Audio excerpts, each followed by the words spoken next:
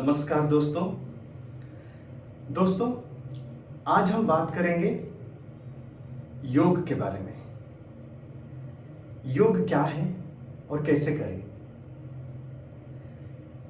देखिए, हम सब जानते हैं जो योग हम कर रहे हैं, सब लोग कर रहे हैं, ये अष्टांग योग है।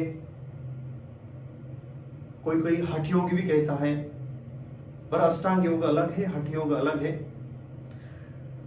अष्टांग योग महर्षि पतंजलि का है। महर्षि पतंजलि ने योग का सिंपल सा अर्थ बताया है, चित्त वृत्ति निरोध। चित्त वृत्ति निरोध, चित्त की वृत्ति, जो मन में जो वृत्तियां हैं, अलग अलग तरह की जो संकल्प आते हैं, उसको निरोध करना ही योग है।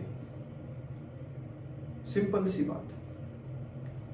उसके लिए उन्होंने अष्टांग योग बना दिया ताकि आदमी इस प्रोसेस में आगे बढ़ सकता है। जो 8 अंग उन्होंने बनाया, यम, नियम, आसन, प्राणायाम, प्रत्याहार, धारणा, ध्यान, समाधि। यम में उन्होंने बताया कि किस तरह से अहिंसा के मार्ग में चले, हिंसा ना करे, सत्य वचन बोले, मन से ही अहिंसा करे। और नियम में उन्होंने बताया किस तरह से ब्रह्मचर्य का पालन करे, शरीर की शुद्धि, मन की शुद्धि करे। आसन के जरिए उन्होंने बताया कि किस प्रकार सुख पूर्वक आसन में बैठे ताकि आगे ध्यान कर सके, शरीर को स्थित कर सके, स्थिर कर सके, ताकि मन को लगा सके कहां बैठे। और फिर प्राणायाम, प्राणायाम के जरिए उन्होंने बताया कि किस तरह से अपनी नाड़ी को शुद्ध कर सके, शुद्धिकरण कर सके, ताकि हमारे जो पंच प्राण वगैरह है वो शुद्धि हो जाए, तो मन शांत हो जाए। तो सांसों के जरिए शुद्धिकरण। फिर प्रत्याहार, प्रत्याहार से बहिर्मुख जो हम हुए हैं उसको अंतर्मुखी करना है, मतलब सारे इंद्रियों को अंतर्मुख करना है मन सहित, ताकि एकाग्र बन सके। उसके बाद धारणा, एकाग्र होने के बाद मन में किसी एक के प्रति धारणा बनाना, मन की एक के प्रति, मतलब इशारा वही है, परमात्मा के प्रति मन की धारणा बनानी है। उसके बाद ध्यान, जब मन की धारणा बन जाएगी, किसी एक के तरफ बार बार सोचेगा कि ये सही है, ये वही है, इनको ही जानना है, तो फिर मन ध्यान करेगा, किसी एक में अपने मन को टिकाएगा। एक मतलब उस परमात्मा, इशारा वही है, परमात्मा के प्रति मन को टिकाना, फिक्स करना एक जगह पे, तो वो ध्यान है। और फिर समाधि, जब मन एक जगह पे टिक जाता है और वहां पे मन की अंतिम अवस्था आ जाती है, उसको बाहर की शरीर की बोध नहीं होती है, उस अवस्था समाधि की अवस्था होती है। समाधि में जाना यानी कि वो मोक्ष की अवस्था होती है, परमात्मा में प्रवेश करना। उसकी तभी बाहर की कुछ बोध नहीं होती है।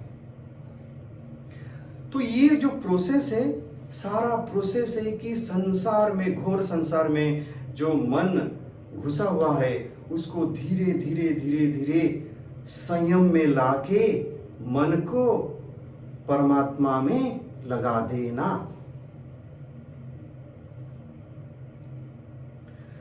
यही बात भगवान श्री कृष्ण ने 5000 साल पहले गीता में उन्होंने अर्जुन को बताया है, संक्षेप में बताया है कि ये जो योग है, ना ज्यादा खाने वालों का है, ना कम खाने वालों का है, ना ज्यादा सोने वालों का है ना कम सोने वालों का है।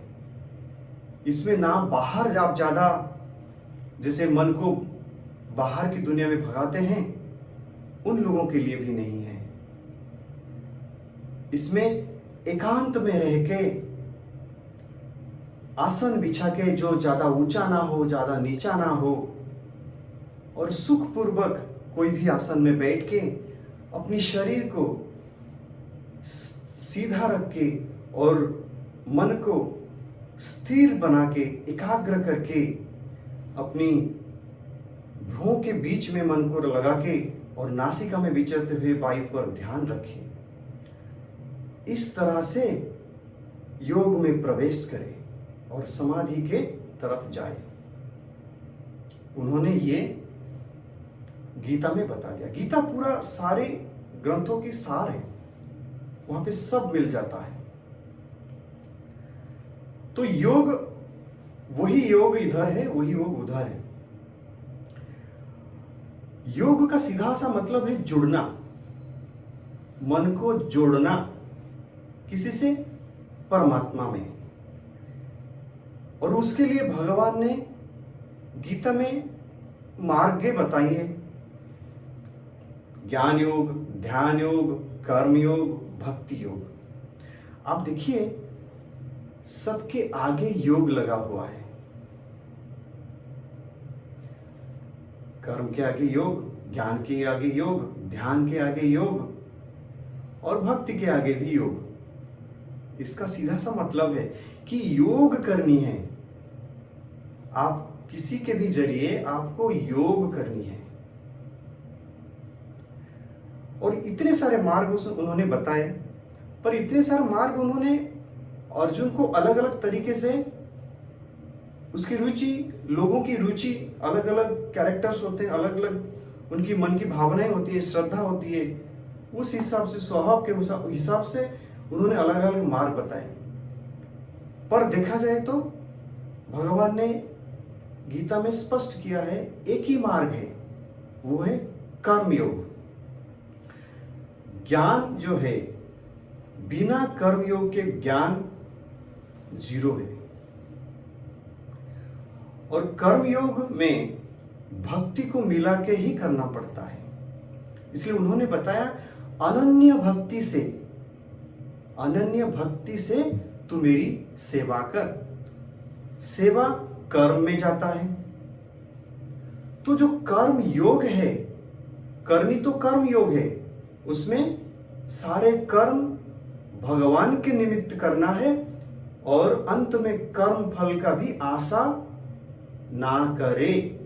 बिना कर्म फल की आशा किए भगवान के निमित्त कर्म करनी है और उसमें जोड़ दिया जाए अनन्य भक्ति से करनी है। मतलब सेवा भाव, मन की लगन, अश्रु की बहाव, ये भाव हो, वो श्रद्धा हो, ये अनन्य भक्ति है।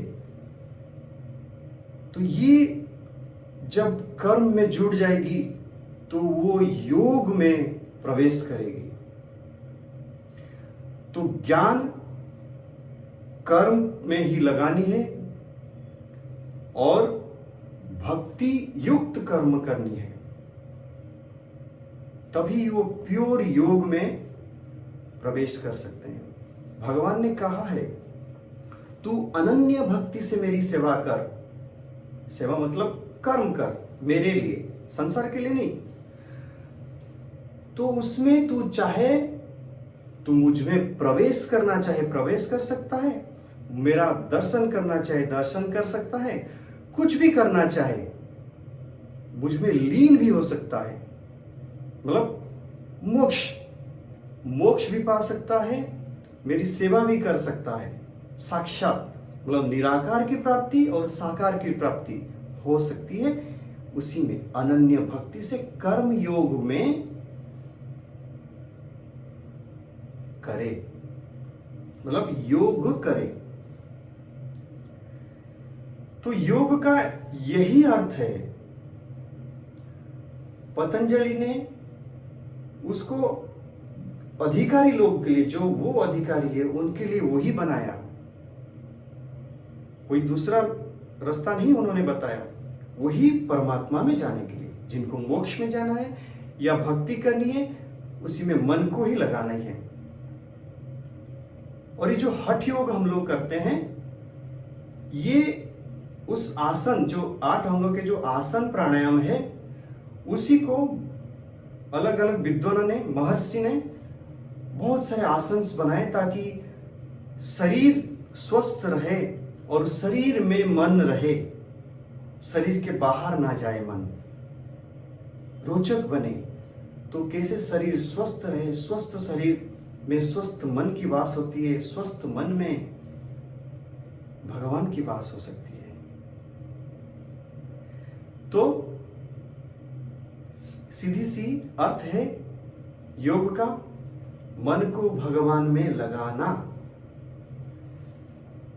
आशा करता हूं आपको ये समझ में आई हो और मैं समझा पाया हूं।